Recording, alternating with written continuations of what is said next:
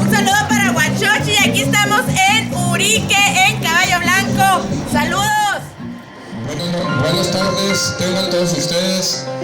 Como siempre, primeramente agradecerle a Dios por estar aquí presentes. A todos los que hacen posible este evento, y lo más importante son todas y todos los atletas que vienen a correr libres de las diferentes partes del mundo, que se pueden y que nada nos retendrá.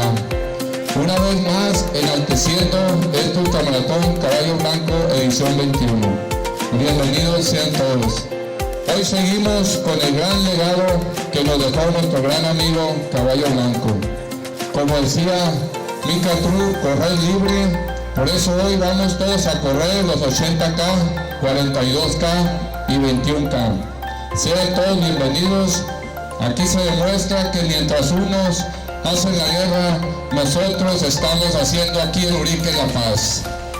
hay una empatía, hermandad, que termina siendo una mejor sociedad, más humanitaria, menos materialista y más feliz. Doy la bienvenida a todos los países participantes, corredores nacionales y corredores locales.